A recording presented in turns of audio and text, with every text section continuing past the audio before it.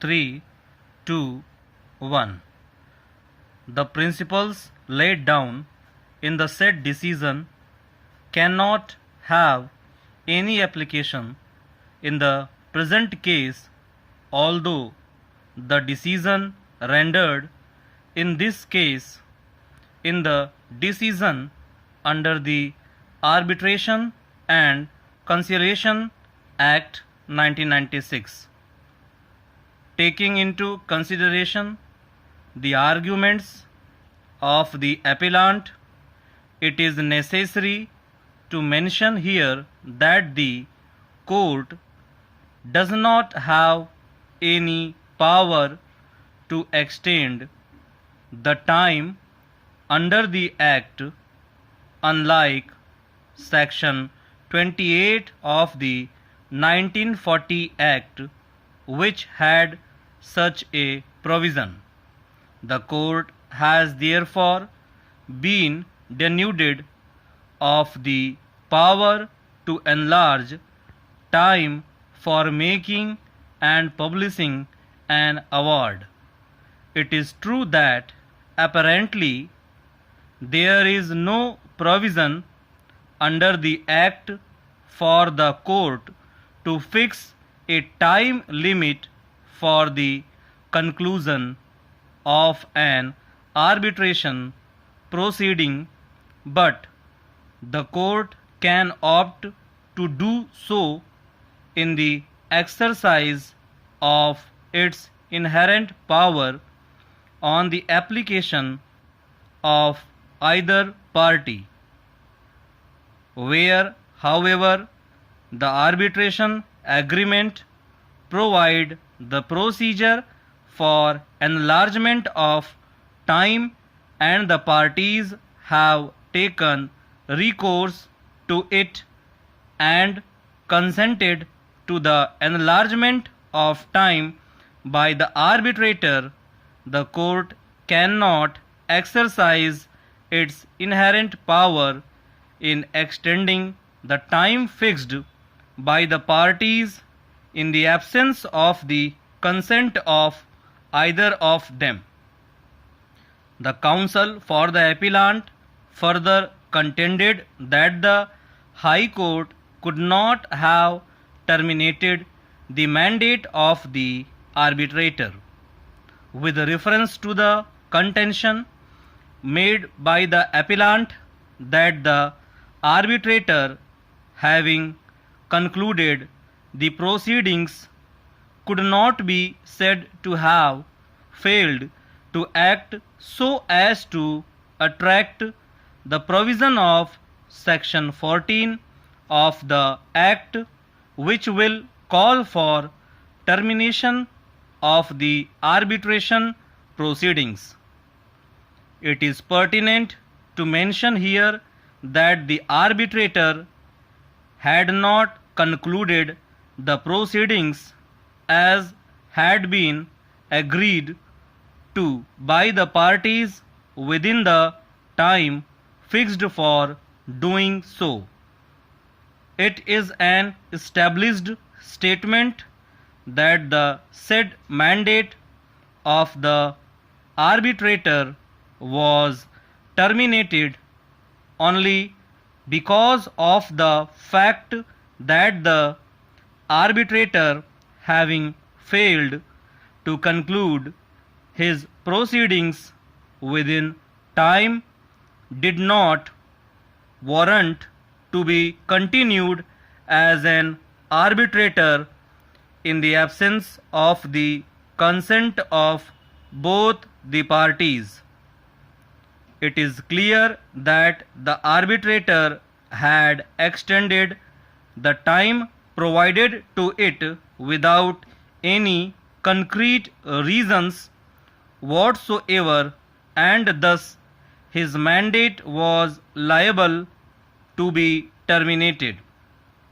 Subsection 1b further states that the mandate of an arbitrator shall also stand to be terminated if he withdraws or the parties agree to the termination. From the perusal of the records and the submissions of the parties, we observe that the mandate of the arbitrator was extended by an agreement between the parties. Thus, it can be construed that the parties had not agreed to the extension of the mandate of the arbitrator, failing which the mandate was automatically terminated. However, the contention of the appellant that the High Court had erred in not allowing the appellant to decide upon the appointment of an arbitrator pursuant to subsection 2 of section 15 of the Act must be accepted. In this connection, it would be appropriate to refer to the relevant portion of the impugned judgment of the High Court, which gives an elaborate observation on the above mentioned issue raised by the appellant. Arbitration is an informal, quick and easy alternative mode of adjudication of disputes by agreement of the parties. This court clause was invoked way back to May 1996, and almost 10 years have expired since then.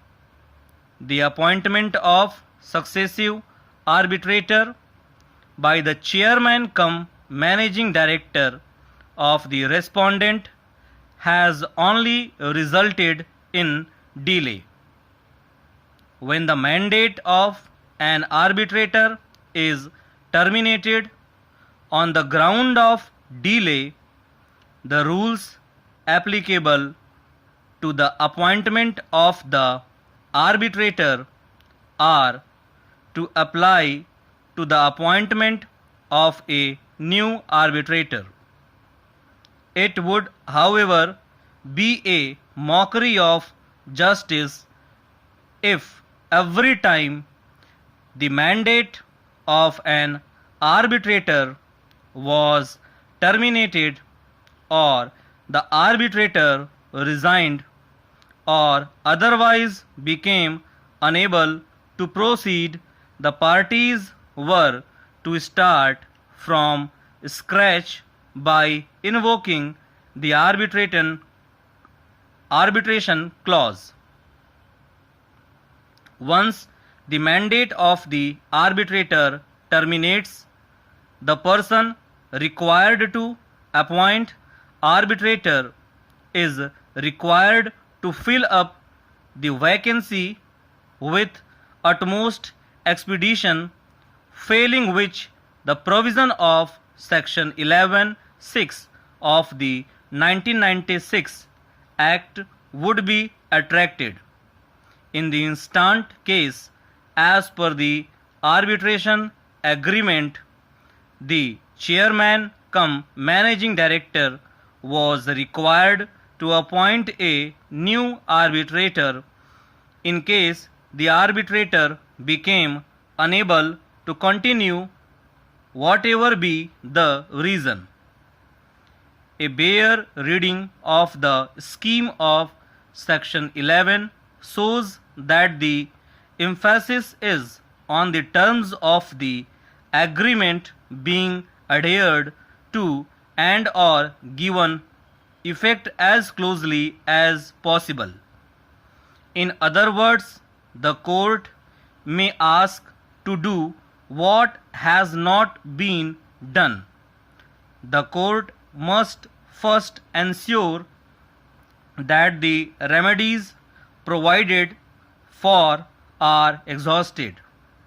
it is not mandatory for the Chief Justice to appoint the arbitrator.